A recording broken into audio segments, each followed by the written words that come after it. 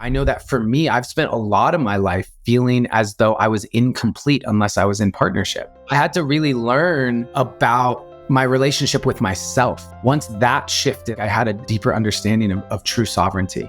The closer you get to know your intimate partner, the closer you're getting to know yourself. And that's hard. Sometimes we could switch partners a million times, but you're going to keep having the same problem unless we give ourselves what we are lacking.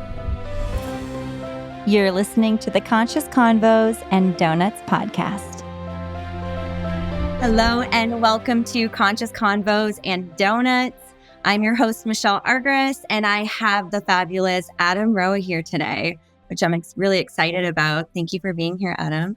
Yeah, thanks for having me.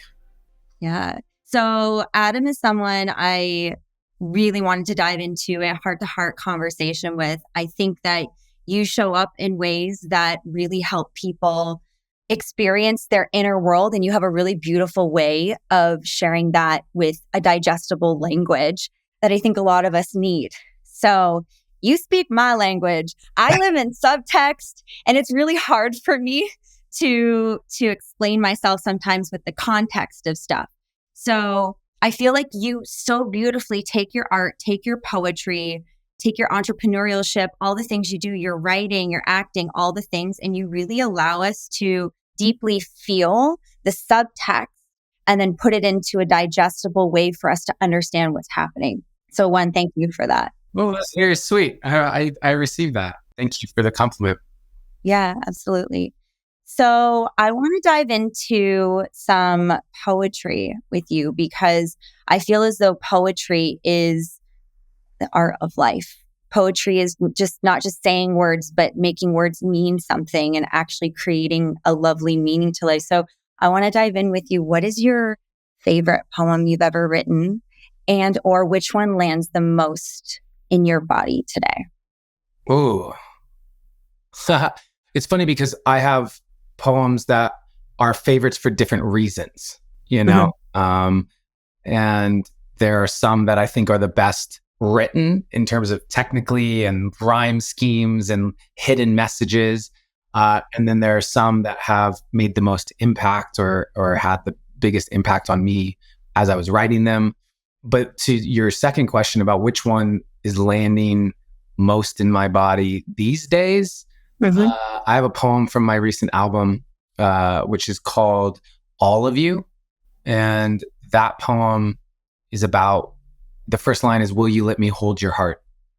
And this journey I was on of wanting to find a woman who could trust enough to let me hold their heart. But then as soon as I kind of did, then suddenly I realized, I need someone to hold mine too. And I freaked out.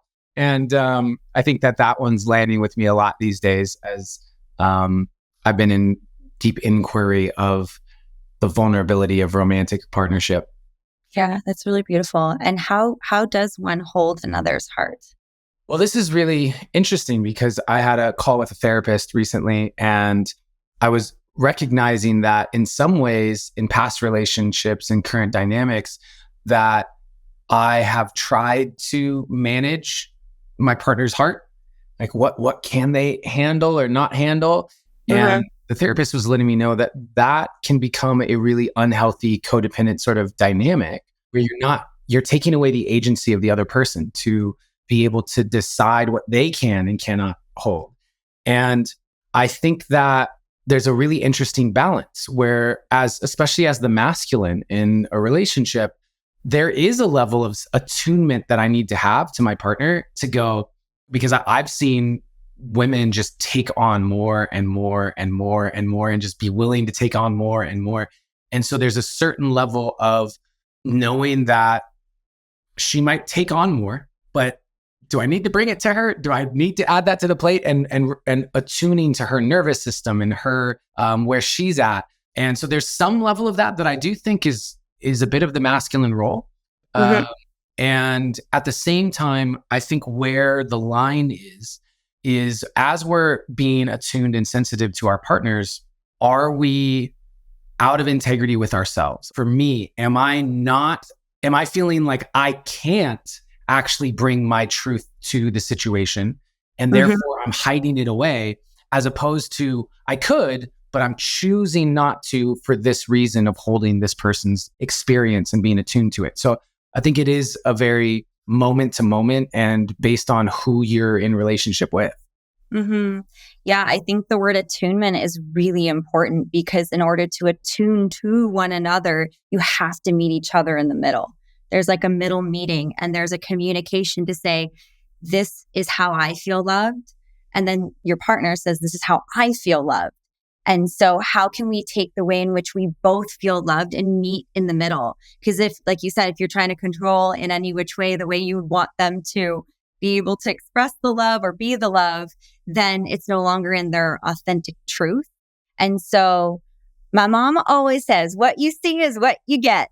And so it's really that simple to think that we can change or we can inspire by just being, but to think you can change somebody, they need to be the change. They need to feel like they want to be that change.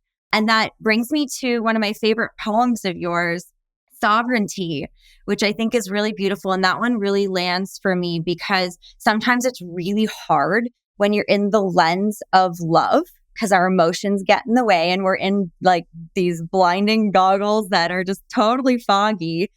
And just being able to differentiate, is this codependency or is this love? And for me, I was breaking this down. I was sitting with this. Codependency feels like different conditions attached to the love, and love feels completely unconditional. What about that poem really, like what inspired you? Like what coding came through for you to take your hand, a pen, put it on paper and let that one fly out? I mean, wow, there's so many things that I want to respond to. The first piece is when you're talking about, love being about meeting in the middle. I think that that's true when you zoom out and maybe in an average. So when we look back on our lives, we're going to see that we really were in the middle. But in moment to moment, I might have to meet you over on your side. I might have to be 80% over to you because you're under-resourced or you're in a triggered response or your traumas are surfacing. And for maybe months, I'm the one that's holding it 80-20. And then there's a period of time where it might reverse. And so I think that it's important to make that distinction because it's okay if there's a time in the relationship where it doesn't feel 50-50. And if we only believe that 50-50 is the right thing, then those moments of 80-20 where our partner really needs us, we might feel like we're being wronged or we're giving too much or whatever. And so that was just something that popped up for me that I wanted to speak to. And also in the Sovereignty poem, that I was in a 10-year relationship from 23 to 33. And when that relationship ended was really the first time that my poetry started to become really personal. I have 2 spoken word poetry albums on Spotify. The first one is called Permission, and there's 6 poems on there and some interludes, and they're all about my observations. There's a poem called Water is Life. There's a poem called Make America Think Again. And so there's these poems that were really speaking to the world that I saw. And then that was just how I wrote. And it was a way for me to observe the world through a creative lens. And I think that comes through from also my filmmaking and acting background, right? We're just we're speaking to our view of the world. Now, suddenly after my 10-year relationship ended, my poetry changed because now I needed poetry to heal. I needed poetry to process. I needed poetry to really understand myself at a deeper level, not the world around me, but my inner world. And so Sovereignty was a piece that was written during that time, probably the first year after my 10-year relationship ended. And I think that the line between love and codependency can be very hard to spot sometimes. Especially with those goggles. Yeah. And especially with these, my poem, You Are Who You've Been Looking For, has this line in it that says, what about the movies we watch, all the shows on TV? The more I watch, the more I see I need you to complete me. And I think that we have this romanticized idea where we say, oh, this is my other half. You complete me. There's just these sayings that are woven into the fabric of how we view romance.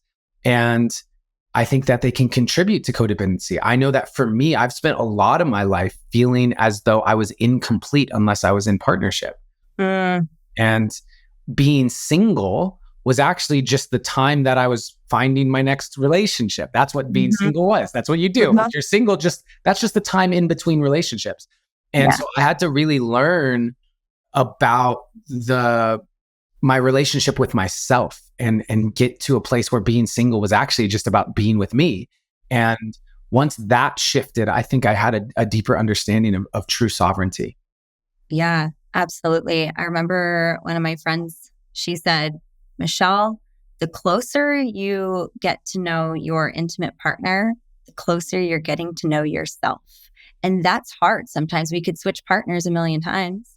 We could keep switching the partner, but you're going to keep having the same problem showing up over and over and over again unless we give ourselves what we are lacking, right? The void. It's like, oh, I have a void. I want to fill it.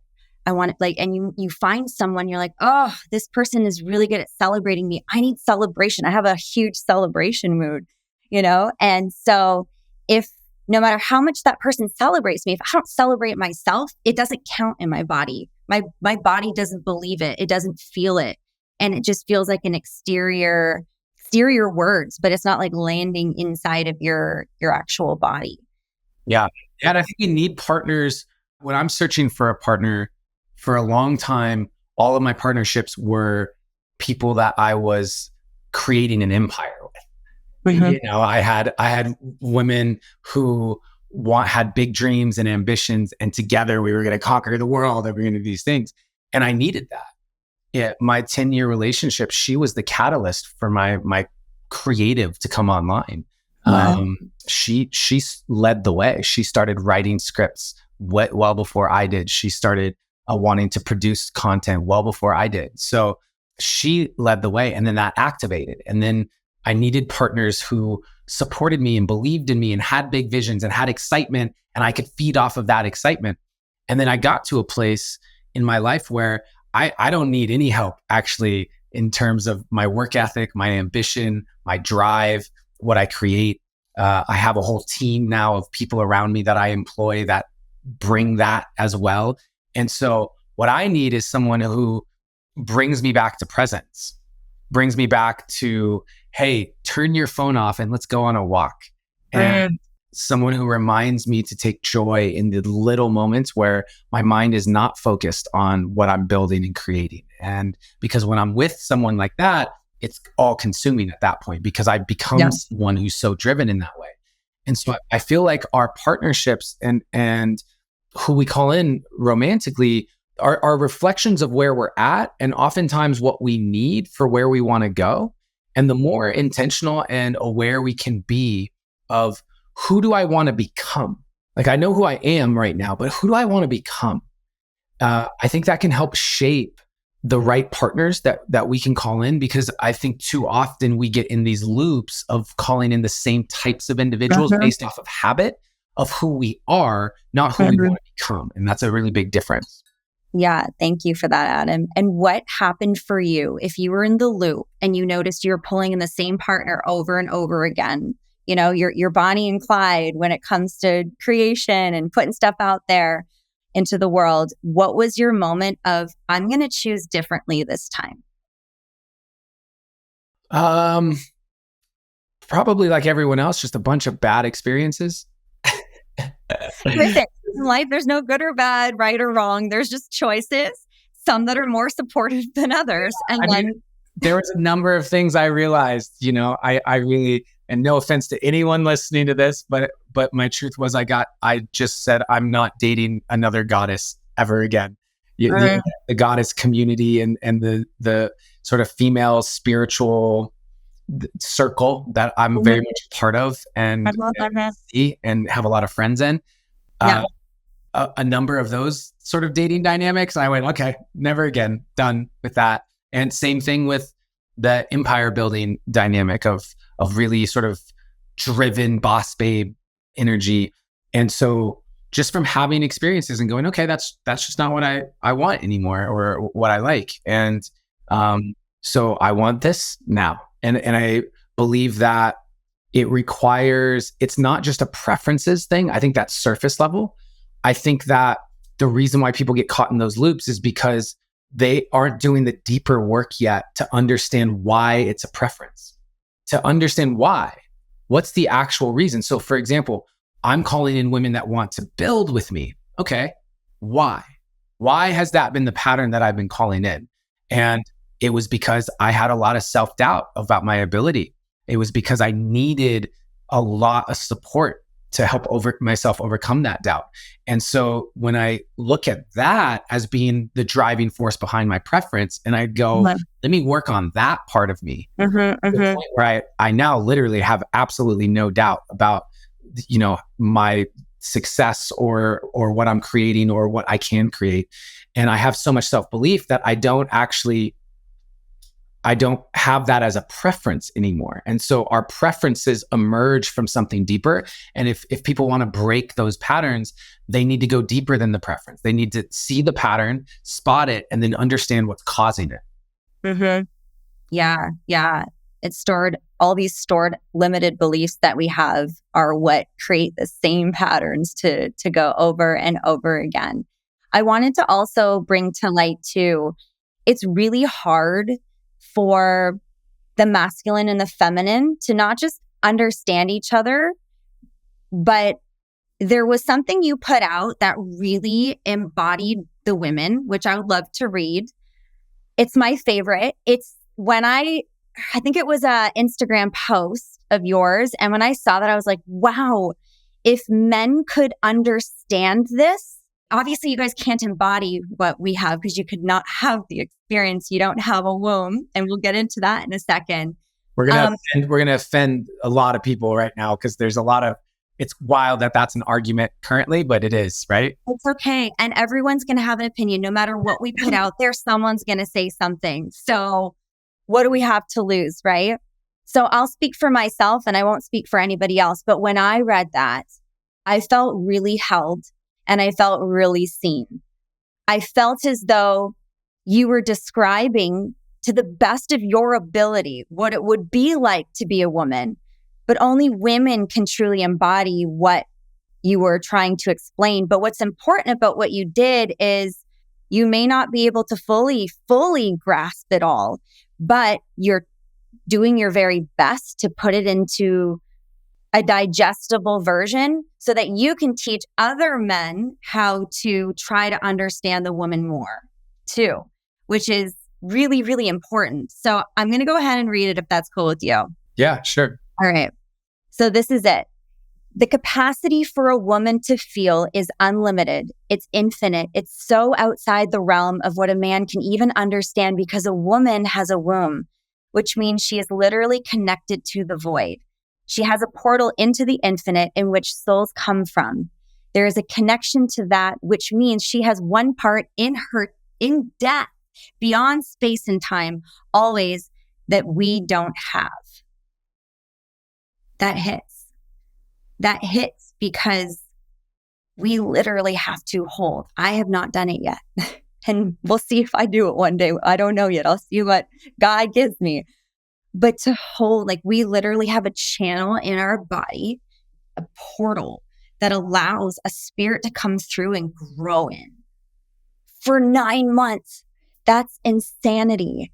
A woman has the capacity to do that. Men can't do that. But men help in the creation of it. We're all part of the creation for this portal to receive this blessing of another human being that can literally grow inside of you. But just being understood, just being seen in what the woman has to do physically, emotionally, and spiritually to bring human beings onto the planet so that we can continue to have a planet. It takes both of us, of course, but it's just beautiful to feel even understood from the masculine more deeply. So I want to thank you for that Instagram post. And after that day, I was like, oh man, what else does this guy have? This is amazing. And I would always just look at all these different things. And Adam, every time you talk, I don't care if it was a midnight Instagram live where you're in your sadness and you're just talking for the sake of expressing what's coming up. Every time you do that, it's scary to do that.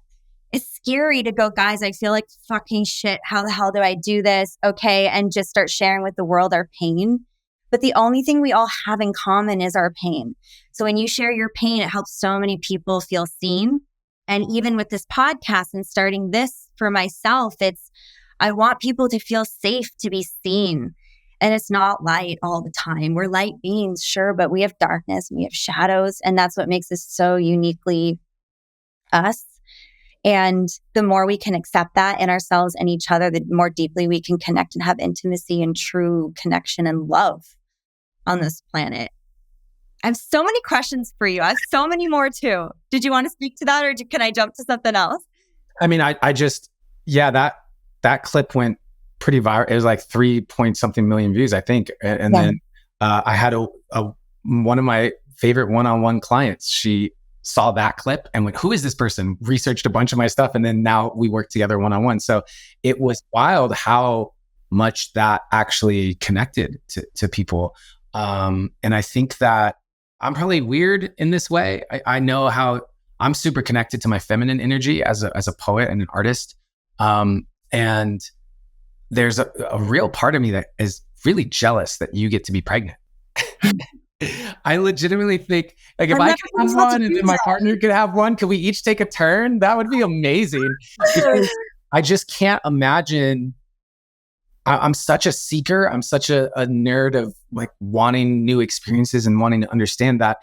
Yeah. The fact that you have a portal into the place that souls come from inside your body is absolutely bananas to me. It's so magical and beautiful. And I think that the opportunities that we have as men are opened up to us because we don't, right? So for example, I think men are more equipped to compartmentalize emotionally, and that needs to be done for a number of reasons, including just protecting and like shutting stuff down in order to snap into protector mode. And I think that men, I mean, we can do the 16-hour work days like over and over and over, and we're just coded for it in a lot of ways. And I think part of that coding is because we're not connected to that space. And so many women throughout history have died giving birth. Childbirth is a ceremony where you straddle the line between life and death. And that is, men, when do we ever get that experience?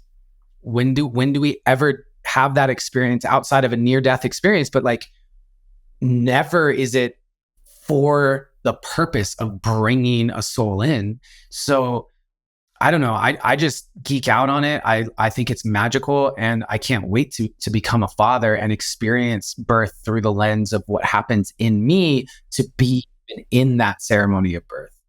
Yeah, really beautiful. If you could go back in time and talk to your soul contract before you entered this human body, would you have loved to try to be in the woman's lens, or are you happy with no? No, there's so many things, from standing up to pee to like, also just not going to deny cycles, the time that I've been born. Like, I've been born into advantages being a man that, you know, are not fair. And I'm excited to be able to use those advantages in ways that help empower women and can help change the narratives and things. But I definitely think that men have it easier. Have it easy. And this is one of those things that I think is tough when we have these conversations, because I've noticed that if I speak to the difficulties that men experience, a lot of women will comment on my stuff or whatever and bring up sort of but it's not as hard as what we have, or it's not, and it's one of those things where I go, it doesn't matter. I'm not comparing to anything. I'm just expressing truthfully that men have we're in a very challenging time in a lot of ways. We are experiencing things where it's confusing how we're supposed to act sometimes in I hear relation that. to the feminine. Mhm. So that can create a lot of uncertainty, a lot of fear. It can cause men to shut down. We're being told that you want us to be more sensitive, but then there's times where you want us to be much more masculine. And when we cry, it causes a distrust of our, like, there's like a really interesting thing happening right now that does make it confusing and hard to be a man at times. And it's not a comparison. And I really just dislike when, if I were to post something like that, there's going to be those comments that basically angry women who just don't think that men should complain about anything. Mhm. I mean, emotions are emotions. Pain is pain, whether you're female or male. And, we can't even compare. How do we compare? So you can't compare to the hormones that we have. And then we can't compare to the confusion that men sometimes have with how do I show up, right? And I hear you on that. It's hard. It's like, we want you guys to be emotionally available for us on a whim a lot. But then we also expect for you to be the man, which is supposed to take care and help us feel safe. And can we feel safe while you're sharing your emotions and your feelings and your vulnerability? To me, I say yes, because that creates that beautiful intimacy for one another, for us to hold each other. We're just little spirits thrown into human bodies that are expiring each day. We're expiring as we speak. Like, how do we come together and just meet each other with our both masculine and feminine energies that we both carry? Like you said, Adam, you have a lot of the feminine energy that flows through you in your poetry. I got a lot of masculine energy for so many different reasons, but just creating structure and lists and structuring how I'm going to do everything. And then when I go to do it, I let go, and then I get into this beautiful feminine flow, which is the art part, which is the part that feels really yummy. Like, being in your feminine feels really yummy. Being in your masculine feels productive. I went into Erewhon the other day, and this girl looked at me as I was checking out, and she goes, "You look really productive." And I didn't even speak yet. I didn't even say hello. I'm like, how does one look productive? I was like, thank you.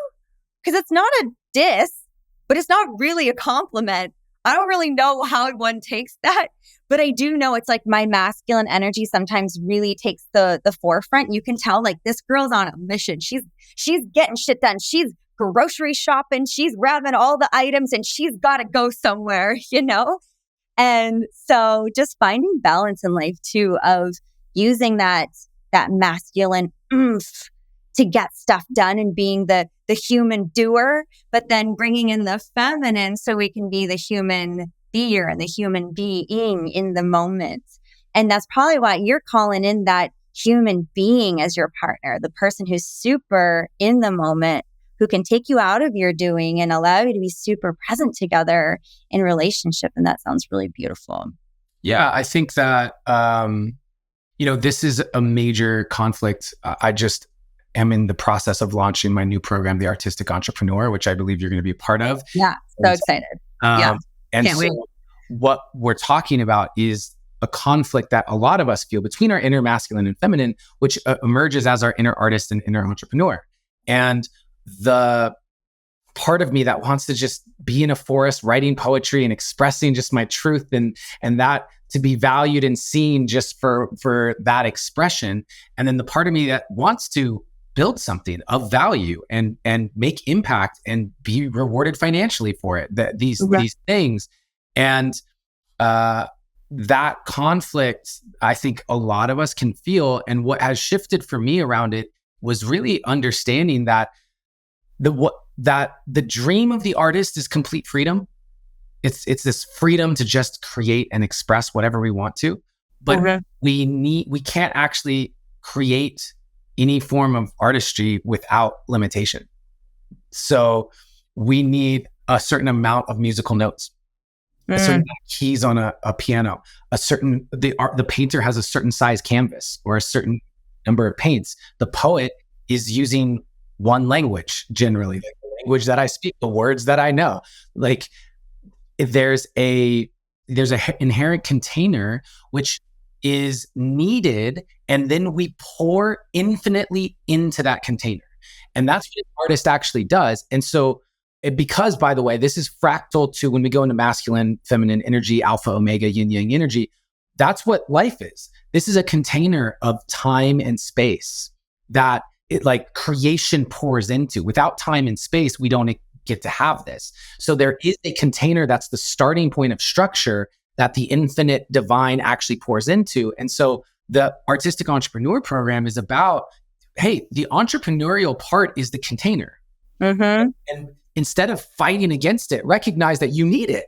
And then now, how do we actually let your artistic, feminine, unique magic pour into the container that's been created? You, as an actress, know this. The vast majority of scripts you're going to read are a 3-act structure, and that's a structure. But the infinite, no writer, I mean, maybe sometimes, but like really everyone embraces the 3-act structure, and they go, okay, how do I pour infinite creativity into that structure? So why, when we want to start our businesses and we have this creative side to us, why are so many of us raging against structure of a sales funnel or of a platform algorithm? Like, what are we talking about? Just embrace it and pour into it. And I think that that's been a big part of my journey, and it's reflected in life, because how we do anything is how we do everything. And so that part of me that loves, so for example, when you're talking about partnership, I've, as a man and just in my masculine energy, I develop and receive purpose from providing what the feminine wants. Mm. And so the way that I speak to my partners is just tell me what you want. I'm really good at making sure that it happens. And that's good for me. It doesn't have to be what I want, because what I want is to provide what you want. That's actually what I want. It gives me a sense of purpose. It's the design of the divine masculine. And so again, I don't see it as limitation when you tell me I want this or I don't want this. I see it as, okay, that's the opportunity for me to pour into. And when we start to harmonize these dynamics within ourselves and externalize them outside ourselves, we unlock the power that happens in the harmony of that yin yang alpha omega energy. I love that. I love it, because you get to, it's like the thing we want to see in relationships. But what about the relationship to yourself and your inner masculine, feminine? And what does that look like? And how can we embrace both of those so that we can be successful, whatever that looks like for us? Even as an example, when I go to do like a breathwork facilitation and I have a big group coming, there's a preparation. The reason the container is so potent is because my masculine shows up very strong in preparation of the container. So the intentionality behind why I'm doing it, the flowers that I purchased, the crystals, like setting up all the mats in a certain way, the energetics behind making people feel comfortable as soon as they walk in, like that's where the feminine comes in. But before that, there's so much preparation and do so that when I do show up, I'm not worried about the mats anymore. I'm not worried about where the flowers are. I'm not worried about any of those things. I get to literally land and make a lot of sounds and sound effects with my stuff, as you'll see, and then allow people to come in. And the second they walk in the door, I'm in that nurturing feminine. I want them to feel safe. That's the most important thing in any of my breath work, or ceremonies that I do. Do you feel safe with me? With you, with other people that are here? Then we go into a circle. We bring safety in the group. Are we safe to use our voice? Fuck it. Let's just like open up our mouths and scream like maniacs. Has any of you done this before? No? Cool. Well, let's try it today. And just getting people to tap into a part of themselves and feel safe there. That's like the divine feminine opening up that flow and safety in that creation. And the cool thing is, no matter what I kind of prepared, you let it go as soon as you get there, because you have to attune to everyone that's in the space. You have to literally feel what is here. Because if I show up with what I thought was going to be there in this, this masculine structure, then I'm going to miss the mark. I'm not going to be able to deeply feel what showed up and then be able to dance with them in their pain and their joy and whatever traumas they need to express in the session. So it's just really fun hearing how we look at dynamics, masculine, feminine in a female and male, but we are female and male inside of us energetically. And like, how does that play out in our day to day? For me, breath work is something I do often. So that's an example that I could use. But how does one use this with everything that we're doing? How can we embrace both? You're asking me. Yeah. More rhetorically, like, how can we constantly just embrace both? Right. Yeah. I think nurturing and listening, nurturing and listening. Yeah. Listen deeply to yourself. Yeah. You'll know what you need, and then nurture yourself with what you need. Yeah. And I think that's very simple. It's not necessarily easy. And many people have numbed themselves for so long that they're disconnected from being able to hear the voice. Mm-hmm. They come home from work and they have that glass of wine and they don't think anything of it. But that glass of wine is to help them de-stress from a long day. And that long day is telling them that they're doing something that's not lighting their soul on fire. They're not fulfilled by it. They're in a relationship where they don't feel fully seen or supported, all these things. So that glass of wine is not just a glass of wine to relax, even if that's what they say it is. Mm-hmm. It's a way for them to not hear the voice. And there's so many other examples of that in our society, of ways in which people are trying to drown out the voice. And we need to create the spaces to hear that voice. And then we got to be committed to giving the voice what it needs. Mm-hmm. What is actually needed. Maybe you need a break. Maybe you need a change. Maybe you just need a hug. What is it? And I think developing that relationship with ourselves is the single, probably most important thing that you could possibly do. Yeah. And what would be like a tool you could provide us in accessing that and keeping that alive? Like, what do you do? Creativity. That's creativity. Poetry, Mm-hmm. creativity. I see creativity as a personal development modality. That's why I host the Creative Path podcast, is because I realized all these podcasts out there talking to all these people, but no one's really talking about how do these people utilize creativity? Mm-hmm. How are they tapping into their creativity? How do they use it in their day to day? And that's interesting to me because I see creativity as the most effective and efficient personal development path. You cannot create something, and creativity can look a lot of different ways, right? It could be your app that you're designing or your program you're designing. That's all creative. And it could be more traditional in terms of writing a poem.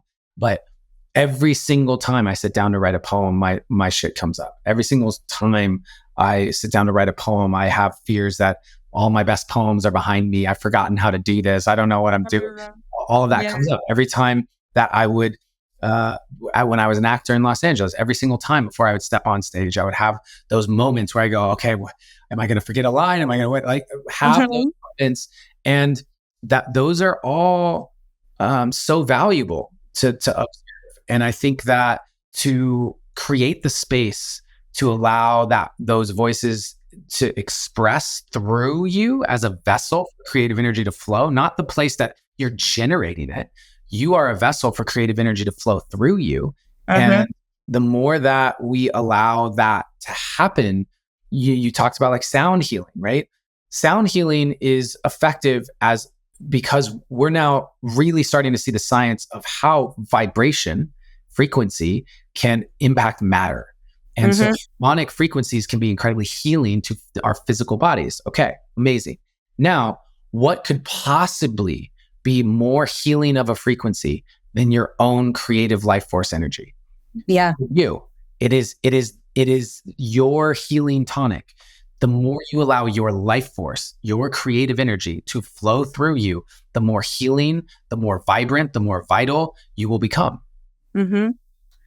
And I love how honest you were with what we go through before we get on stage, what we go through before we do an audition, like that feeling of that anxiety. And I feel that all comes from the head. It's the head saying you're not worthy, or your self-doubt, or whatever's coming up, right? Even before getting on these podcasts, sometimes I get nervous and I say, what if I forget what I'm going to say? If you're in your heart, you don't forget, because you don't have to forget. All you have to do is really listen and be present. And that's when you can truly start to meet each other's hearts. And so like little tools, even for me before jumping on. I either will listen to poetry or I will have a dance party with myself and just deeply feel my own body and just whatever I got to do to get into that heart space so that I can sit and really deeply hear. Like you said, people aren't hearing anymore. It's because we're out here, we're in the chaos, right? When you're in your heart, you're no longer in the chaos. I always say, how do you know when you're in your head versus your heart? What's a telltale sign for you? Ooh, that's a good question. How do I know? How would I know? I suppose I feel like when I'm in my heart, I'm more connected to the physical body. I'm more connected to my senses. Mm-hmm. So, sensuality, right? Being connected to the senses. My heart brings me into a space of really deep presence where I'm more aware of my physical body, my temperature, my heart rate, my what I hear, what I smell. That's a heart connection for me. And the mind is, I could completely lose track of where I am. I could completely lose track of where I'm at. I'd be in the daydream. I'll be in the whatever. And so the heart can be too long in the heart, for example, can be a problem in its own right. Like too much time in there where you're just not getting anything done. And we live in a world where it's okay to say we live in a world and I want to get stuff done. There are things that I want to accomplish. I didn't come and decide to play this human game to not do human stuff. That doesn't make sense. That doesn't make any sense to me. And being too much in the heart and the senses, let's just say that's more of a feminine whatever, where I could go a week and accomplish quote unquote nothing. It could be very nurturing, it could be very healing, but then that in the mind, I could get completely disconnected from my body and my nourishment and my joy for life. Being in my head too much takes away my joy as well. So there's just this balance again, and I think it's different for everyone, right? Generally speaking, I think that women, people in feminine bodies, are going to need more time in the heart space and more time in that feeling sensual space. And I think that's okay. And men are probably more in the other direction, and there's still going to be a spectrum. And I think that embracing the differences and understanding how we operate is really important. Learning how I operate, understanding that I could go massively 80-20 into my mind easily. And that I write way less poetry in that space. I feel way more overwhelmed in that space. And I lose a lot of joy when I'm in that space. And yet it's so easy for me to do that for a lot of reasons. There's reasons why we are the way we are. And so I have to actively work to go on walks, take hikes. This is why I desire that deeply feminine partnership where she is the one that can pull me in that direction, because otherwise on my own, I can fall the other direction. So yeah, just learning how we operate, I think, is really valuable. Yeah. Yeah. I love that. And my telltale sign, if I'm in my head or my heart, is a physical thing. And it's my likes and ums. When I talk from my head, there's a lot more likes and there's a lot more ums in my dialogue. Whereas when I'm in my heart, it's just flooding through source. It's more of an open channel and the information is a lot clearer. So it just comes out. And so if anyone's listening, if you're trying to check in to see if you're in your head or heart, that might be a telltale sign for you. I want to ask, I had so many more questions too, but I'm going to ask one more. Actually, I have two more. One is, I saw you did poetry with, I think it was teenagers the other day. Was it at a high school? It was something called National Leadership Academy, which is a nonprofit for underprivileged high school kids. Wow. And, so 120 high schoolers, and I took them through a poetry writing workshop. I love that so much because I wish I had access to something like this when I was in school. We didn't have that. When I was in school, we didn't get to learn how to feel or understand our feelings. We were taught to be human doers and learn the math and the sciences and all these things that some of us aren't even good at. So the shame of not being like, I wasn't good at math. That's not my thing. I never will be. It doesn't make sense for me, no matter how hard I try. So there was a shame associated to having to be in applied math because I can't, my brain doesn't work the same way other people's do. But if they had had a class on poetry, I mean, thankfully we had like theater. I loved theater. I loved expressing myself. But I wish I had that to be able to express everything that was happening inside of my body. I felt like I had to contain it and it was not allowed to be seen or heard. So please tell us a little bit more about how that experience was for you and how you think it might have greatly impacted the younger generation. I felt very honored. It's the second year in a row that I've been able to go there and do their kind of annual event. And I always get a little nervous with high school kids. I feel like my inner high schooler comes up and I'm worried about being judged and like high schoolers, maybe they're going to think I'm stupid. And so that's always fascinating to observe in myself. And ultimately, I think the core of why I think this is important comes from my sort of understanding of creativity as a personal development tool, which is so 95% approximately of your thoughts that you have on any given day are thoughts you've had before.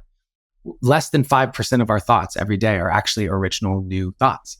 And the vast majority of our thoughts are actually in the more negative end of the spectrum. Just as human beings, that's a biological reason because it's more important for us from a survival standpoint to be able to spot what's wrong than what's right from a safety and just very primal aspect. So 95% of our thoughts are on repeat. The majority of them are not necessarily positive.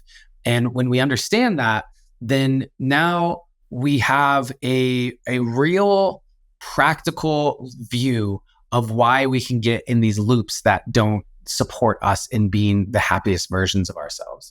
Mm-hmm. And what creativity is the process of putting together patterns you've never put together before. That's it. When you write a poem, you are putting together words in new patterns. When you are painting something, you are putting together colors and shapes in new patterns you never put together before. That's it. And so that means that when you decide, when I go and I sit down and I say, I'm going to write a poem right now about my breakup, like sovereignty. Well, I am forcing my brain to view that event through new neurological patterns that I've never seen it through before. Mm-hmm. And as someone who may have been playing a certain story on repeat about that breakup, it's my fault, I'm no good, no one will ever love me again, et cetera, et cetera. Any of those type of thoughts, those are on repeat over and over and over again. That's just how our brains work. But now, by taking a poem, I create one additional pathway. And if I do it again, that's 2 or 3 or 4. Every time I create new places like rivers, the water spreads and it's not all going down this one path that was not supporting me. It's opened up and it's being distributed. And that gives me more agency to choose to focus on a different pathway and strengthen that neurological pattern. And when I strengthen that one, I'm releasing the hold of the other one. And so the actual act of creativity is far more deep and profound and potent for our healing than I think a lot of people realize. And so for me, observing high schools that are cutting out the arts programs and are, reducing budgets for creativity, well, kids are not just losing an arts program, kids are losing a modality to help them process and deal with life and the hardships that happen through life. And so I started a nonprofit called Surrendered Artists, surrenderedartist.org, where we teach kids how to use art and creativity to process their emotional experience. And so to be able to do that, I think it makes me so happy and hopefully equips these kids, many of whom have never written a poem before. It's their first one ever. And then they come up afterwards and tell me they're going to keep writing. That's amazing. Those kids' lives will be changed forever if they do that. Mm-hmm. Yeah, it's just really beautiful. And thank you for doing that work. And I love how you said, I never thought of this before. When you're creating art, you're opening up new neural pathways because you're opening up your mind and your spirit and your body to infinite possibility. Because there's no right or wrong in art. It's infinite possibility of what you can create. And giving teens the ability to understand that they have that within themselves is insanely potent and very inspirational. So thank you for doing that work. Oh, well, you're very welcome. Thank you to National Leadership Academy for having me. And Yes. if anyone wants to support my foundation, Surrendered Artists, please do so. Yeah, please do. All right. So I have always a million more questions. Maybe we can do another episode another time. But I do have a breakout question that I have to ask, of course, Adam. If you were a donut, which one would you be and why? For a breakup? No, we're pivoting here. I was like, I have a breakup question. I said, that's a breakup. Let's do it that one. You know what? Let's do it. If you were a breakup donut, which one would you be and why? But if I was the donut that I ate after a breakup, I don't know. I suppose it would be something that tastes good mixed with my tears. Oh, So like some sort of like caramel. I said I love banana bread, right? So like a banana bread donut with a caramel topping that my tears would salt it. Salted caramel banana bread donut. Salted tears. Oh, Tears. is that a salted caramel, salted tears? Salted tears. That would be the name of my donut. Oh, you're sweet. Poor donut. Yeah. Oh, I love it. I said breakout, but breakup works too. Let's go with it. I mean, so much of my poetry over the years has been about breakups, right? So I where you were going with it. Yeah. Well, it made it even more interesting. So we'll take a banana bread donut with a side of salted sprinkled tears on there. Yeah. Mm-hmm. Well, thank you, Adam, for being here. Thank you for sharing your heart with us. Thank you for being on this episode. And I look forward to having y'all on the next episode of Conscious Convos and Donuts. We'll see you later. Don't forget to sign up for the Illuminate community for my live and recorded meditations, breathwork, and guidance support calls. Tap the link on the screen or in the bio of this episode. I'll see you soon.